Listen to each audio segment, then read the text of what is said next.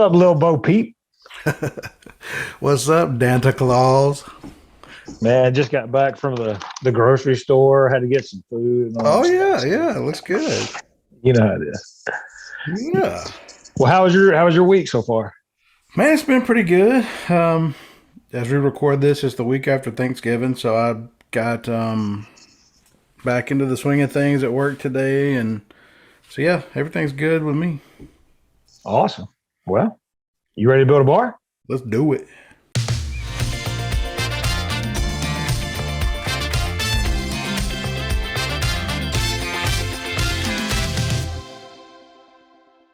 All right. So, what are you bringing to the table tonight? Okay, so since this is episode 7, we have some pretty good. We have a pretty good established base for our bar right now. So I decided for episode 7, it should be the first episode where we bring a bottle with an added finish to it. And the bottle that I chose is Woodford Reserve Double Oak, and the extra finish is the double oak. So that's what gives this bottle. I'm a fan of pretty much all of Woodford Reserve products, but this one especially. That extra double oak is what gives it gives it a deep, sweet flavor that's basically unmatched in my opinion. All right, I like that. I'll drink to that. All right. Ooh, Ooh, yes, good stuff, huh? yes. All right. So we've already established that it's good stuff. I think that we've nailed that. Finished, done, put a nail in the coffin, bam. Done. So why should this bottle be on anyone's bar? So like I said, I feel like I'm not gonna say that this bottle is like a top shelf bottle versus anything else that we put on the bar. It is in my opinion, a top shelf or at least upper middle shelf bourbon. And so I just think that because of the finish that this is the first one that has a finish to it. So I think it just adds a little bit more variety to it. And we'll talk about this a little bit later, but for a finished product that's has some finished characteristics, it is relatively easy to find, and it's pretty widespread. So for those reasons, I think this bottle needs to be on our bar. Okay. So you mentioned earlier, though, you said that it was double oaked. Right. What does double oaked mean? So if you'll think back to the episode that we did, I think it was Yellowstone Select, I'm pretty sure, we talked about finished bourbons, and we were talking about that because one of their bourbons was finished in some like a Madeira cask or something like that. But anyway, so we talked about a little bit about the trend of finishing bourbons and other casks to give different flavors, but you can also finish a cask in a brand new barrel. And so what Woodford Reserve has chosen to do with this double oaked is, they age it, and it's a non-age statement product, so it could be a 6-year-old product, a 4-year-old product. But at any rate, they aged the product for the first time in a brand new charred oak barrel. I mean, it's bourbon, so it follows the rules. But what they do is when they dump it, they then put it in another brand new oak barrel. And this barrel is, instead of being heavily charred, it's lightly charred, but it's charred over a heavy toast. And so what they do is that second barrel is a heavy toasted barrel, and then it's a light char over that. And so what that does is it lets the liquid that's already been aged for ever so many years, it lets it go in and out of, I think they aged that for 9 extra months in the second oak barrel. And by by heavily charring it or heavily toasting it and not charring it, what it does is it just caramelizes that layer. So this that's already been sitting in a charred oak barrel for so many years, it then comes into this barrel, and now it's going in and out of this toasted layer. So that's what picks up these, I mean, these sweet baking spices, the burnt caramels, the vanillas, the chocolate. I get a whole lot of chocolate off of this, and so by choosing to finish it this way, it doesn't pick. It's not like they're finishing it in a rum barrel or whatever where it picks up that flavor, but it just adds to what's already there, and it creates this deep. I mean, this is deep, flavorful dessert type. So think in terms of like toasted marshmallows or chocolate and toasted oat, that kind of thing. So it's very deep in not only like the nose, but the flavors kind of carry through in that tone. That's one of the things that I do like about that heavier toast, I guess. The charred oak kind of gives it that, you get like your deep cherries and all that kind of stuff. I do like the heavy toast because for me, it's kind of like a butterscotch or an almond type, just those different flavors. So that's cool. So that's what the double oak means. And so as far as specialities with this second barrel, is there anything special about it? And so what I mean by that, I know that you can have like sherry cask and all that stuff, but is there anything special about this second barrel? No,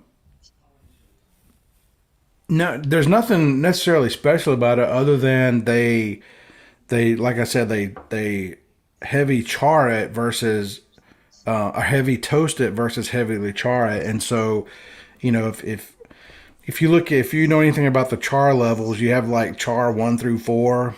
And so that's just basically, a char 1 is the lightest char that you can have. And basically, the char is whenever you look inside a barrel and it has that alligator pattern on it. But a toast is much less than that, and it's heated up enough that it caramelizes the sugars in the wood. And so as that whiskey, as that bourbon is going, back and forth, then what it's doing is it's bringing those burnt, toasted sugars back into it. And so that's just, in my opinion, that's just what gives it that. If you taste regular Woodford Reserve, just their flagship bourbon, and taste this is like, think of this as like bourbon concentrate. It is so thick, viscous, and just it's full of like those characteristics. It's just a full bourbon. It's interesting. You say if you've ever had Woodford Reserve, you and I talked about this a lot on my deployment. They kept Woodford Reserve in stock quite a bit, and that was my go-to bourbon over there. It was really good. I wish they would have had this. So who makes this product? So as the name implies, it's a Woodford Reserve product. And so Woodford Reserve is located right outside of Frankfort, Kentucky, which is the capital of Kentucky. And it's in an area called, people around here call it Versailles, but everywhere else in the world, like, you've heard of Versailles. Yeah. But we call ours Versailles. So that's where it is. It's in Woodford County, Kentucky. And so it's probably 30 minutes away from where I live. And one of the things I like, and I didn't really put this in any of my notes, but I thought it's worth a mention. One of the cool things about their distillery is kind of like Limestone. I mentioned it when we were talking about Limestone Branch. One of the things they do well is you can go to their distillery any day of the week, and they have special releases that they only release in their distillery. Woodford Reserve is like that. So you can go to Woodford Reserve any day of the week, and you're going to find special bottles of, special distillers editions of certain things that you can only get at the distillery. So they do a pretty good job of that. But anyway, it's a Woodford Reserve product. And I think later on we'll get to talking about a little bit more about the actual distillery. Absolutely. You know, one of the things that I love is the Versailles. I'm going to throw a hockey pun in here real quick. Born and raised Mississippi. I'm a Patrick Waugh fan, but everybody knows him as Patrick Roy. So Right. that's funny. Is there anything specific about the mash bill to this, or what No, is it considered? they use the same mash bill that they use this regular flagship Woodford Reserve, which is 72% corn, 18% rye, 10% malted barley. So that might be a little bit more heavily ended on the barley. I think a lot of them are 5%, something like that. But this is 10% malted barley. But it's not really a that different of a mash bill. I mean, it's not like a super high corn or super high rye or anything. So it's just a traditional mash bill. Well, it sounds like it's working. I do like the 18% rye. I'm a rye guy. I think rye is good stuff. So what about this label? Who is it named after? What was it named after? What's the story behind it? So again, it's named after it's a Woodford Reserve, so it's named after the distillery. And so what I wanted to point out, and because I know you're a fan of this person, but so Woodford Reserve, the distillery, is actually on the grounds, and it's the building of the old Oscar Pepper Distillery. And so, interesting fact, one of the guys that used to work at the at that distillery was, in fact, Dr. James Crow, so the founder of Old Crow. And this is where he would have been doing his experiments and research on kind of perfecting the quality of bourbon through things like sour mash and the way that it's distilled, pot distillation. And so all of that would have been taking place here when he worked for the Oscar Pepper Distillery. And then later on, he, took that and opened up did his own thing. And we right down the road from that is actually, it's Glen Creek's distillery now, but it's the old Crow Distillery, which he wouldn't have worked there. He would have died before then, but it all got started in this general area, like that Frankfurt area down there. So let me dogleg out here for just a minute. You said that he was working on things like sour mash and all these things. I don't know that I've ever gotten a chance to ask you this throughout these episodes, but one other thing is very curious to me. Most bourbons, and this is just my ignorance here, are they sweet mash or sour mash? Or I guess, does it just depend? Well, so kind of a interesting fact. If you look at the distilleries that exist now in Kentucky, I only know of 2 of them that sweet mash. Everybody else sour mashes. And so the process of sour mashing is, I'll, because I'm dumb, I'm going to dumb it down a little bit. But basically, you take some of what's left over. So you run a batch, you take some of what's left over, some of the leftover mash, you put that back into your new mash. And so what that does is help with the acidity level. It also helps with the consistency of it, because every batch you run, you're putting some back into the new batch. But also, the reason a lot of distilleries nowadays will use sour mash is because with sweet mash, you basically have to run a batch and you have to steam clean everything. You have to clean every piece of equipment so that no bacteria gets in there. It's batch by batch, and the 2 distilleries that I know of, they'll run a batch of bourbon, and they have to put tarps over their equipment, steam clean it all back, and get it ready for the next batch. Whereas the sour mash process, you don't have to do that step. So you're putting it, you want your stuff clean, obviously, but it's not as essential as with the EDS maybe. Yeah. right. Okay. So yeah, but to answer your question, nowadays you'll find more sour mash distilleries, I think, than you would sweet mash distilleries. But that was a Dr. James Crow, experiment, tweaking with that, and trying to get consistency with the product, but also, you got to think about back then. This was like in the early 19th century. So, this is when, bourbon was being defined, and this was when, whiskey in itself was a terrible category because everybody was kind of doing their own thing to it. So a few of these guys were trying to come in and say, okay, we're going to do whatever we can to bring consistency to our products. Right. The his name just slipped my mind.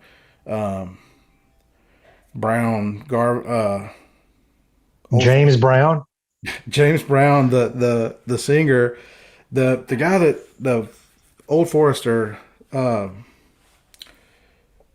his name just slipped my mind. Anyway, like he was the first one to put his bourbon in bottles, so glass bottles, so you could see what the product you were getting versus just having it in a barrel or having it in some other container. So all these guys were doing different things to try to bring consistency and quality to the whiskey industry. So that's kind of where that was leading to. I know that was a long roundabout. No, that's completely fine. You're a dog liquor too.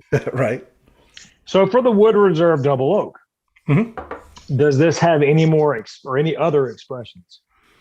Yeah. So the Woodford Reserve product line is basically, it's they name it after the distillery. So you have the basic Woodford Reserve, the bourbon, then you have your double oaked, which is the product we've been talking about.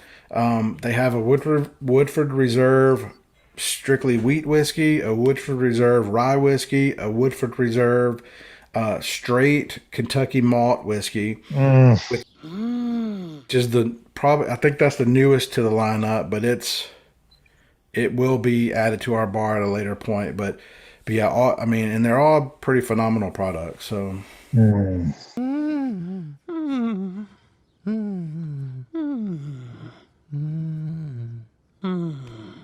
Sorry, I'm admiring that. All right. So for this bottle, I was pre-gaming with earlier today. I was working on some videos and I was pre-gaming with the Kentucky straight malt. So, dude, as a matter of fact, here's that's a pregame. That's a pregame. right. I was pre-gaming with this wrinkle remover. Right. How much would somebody expect to pay for this bottle? So here's the deal with this. Everything that we've put on our bar up until now, Evan Williams, George Dickel, Yellowstone, Wild Turkey, all of those fall into the $20, $30, $40 range maybe with the Four Roses, the mellow corn. This one is a little bit more expensive just because of the process that they go through. So that's why I said earlier, I think it's probably, I would put it at a mid to top shelf bourbon. And so with that, the Booze app gives it an average MSRP of around $54. The fair price is 69-ish bucks, and the shelf price is about 62. But I'm able to find this bottle all day long here at the Kroger or the liquor store that I go to. I can get this all day long for around 52 to 54 bucks. So, I mean, if you're new to bourbon and you're new to building a bar, it's going to be, so far, it's the priciest object that we've put on there. But if you want a well-rounded bar, and like you said, we've had, you know, flagship bourbons. We've had, we a couple weeks ago we put on a single barrel, and so now this is a different product, and so you're kind of getting into the higher end. This is not a bourbon, and I'll tell a story real quick. This is not a bourbon that you want to be mixing. This is not, if you want to mix it, pull the Evan Williams off that we put on, or pull the Wild Turkey off that we've added. This is not a mixer. And a quick story, and this one is 100% my fault, nobody else's fault. But when I first got into bourbon, I bought a bottle of Woodford Reserve Double Oak, and I had it sitting on my bar. And this was one of the higher end bottles that I had at the time. And a buddy of mine who is known for drinking Crown and Coke, he comes over one night, and we're drinking and talking and having fun, and he said, "You mind if I?" He was out of Crown or whatever. He said, "You mind if I go to your bar and I, grab something?" I said, "Dude, my whiskey's your whiskey. Take off." So all night he kept going in, and he'd go in and fill his cup up, come back out, go in and fill his cup up. So anyway, he leaves that night, and I go to my bar, and my Woodford Reserve Double Oak is empty, done. And I'd only bought it like 2 days prior. And so I asked Heather, I said, "Where did my Woodford Reserve Double Oak go?" And she said, the guy that was over, she said, "He's been pouring it into his Coke all night. He said, you said it was fine." I was like, my God, you don't. So that was 100% on me, because I should have been more specific that here's some for mixing, here's some for not mixing. But all that to say, you do not want to mix this with Coke. This is a straight drinker. You only mix this with saliva. Saliva or Pepsi. Okay. Oh, Pepsi. Okay, so for you, it's easy to find. But what about people like me down here in Arkansas or any other of the states? How hard is this bottle to find? It's not going to be hard to find. When I lived in Tennessee, it was easy to find. I was visiting a buddy of mine down in Mississippi a couple years ago, and I wanted a bottle, of bourbon to drink while I was there, and I went, and they had this. So it's pretty easy to find. But like I said, it's easy enough to find that it wouldn't be kind of a rarity, but it's enough different than anything that we've added to our bar that I think it would balance our bar out a lot and give it some depth that our bar doesn't have at this point, if that makes sense. Okay, absolutely. So, time for the best part. With that depth that you're talking about, what should the average drinker be tasting? All right, so I specifically held off this term until now, but a lot of people call this a dessert bourbon. And so what is meant by that is it's a bourbon or a whiskey that you literally either could drink as a dessert, or it pairs well with things like chocolate and I'm gonna tell you, this one is, if I had thought about this before this exact second, I would have brought some chocolate in here and paired it with it. This pairs so well. So as we've talked earlier, about this, because of the way it's done, the way it's finished in this brand new toasted barrel, this thing has so much extra sweetness that a lot, I'd say 90% of the bourbons out there don't have. I call this, when I describe this to people, I call it liquid cake, because when you nose this, the first thing I get is toasted marshmallows and caramel, and I don't mean caramel like a Werther's or whatever. I'm talking about like your grandma, our grandmas used to make like caramel on the stove, and it just that burnt caramel, so good. Dark fruits, chocolate covered cherries kind of thing. And when you taste it, whatever you're smelling is what you taste. So it hits all of those. You taste all of those dark spices and those baking spices. And so then towards the end of this drink, it gives way to like a intense burnt caramels and chocolates. And for me, it has a pretty medium to long finish, but it's such a good finish that I would like to just taste this the rest of the night. So that mouthfeel kind of stays with you for a while. Yeah. It's funny because a while ago when you were like, I've held off from using this term, I thought you were going to say the. Yeah. Like you held off from saying the, and I was like, man, don't ruin it right now. So I'm glad you didn't. Well, man, I thought this was a great one. Yeah. And I know I say this every time because I suck at getting the bottles that we talk about for the things that we talk about.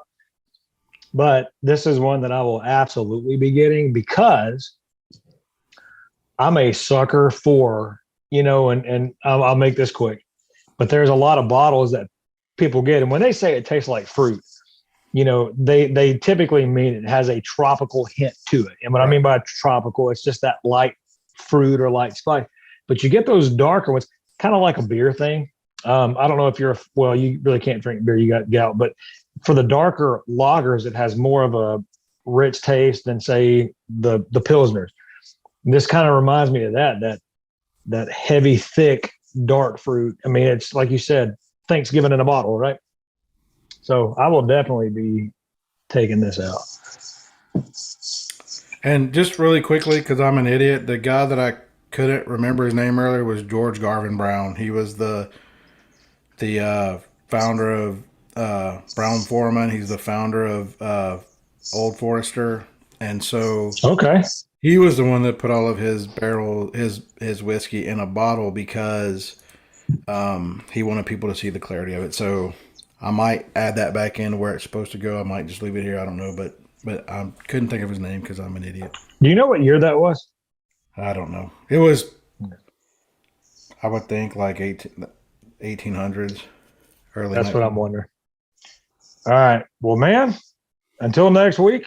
Yes, sir. I'm going to have to, I do want to do this because I want people to read my, there we go. I have a Peerless Distilling Company, which is one of the two that I referenced earlier that do sweet mashes.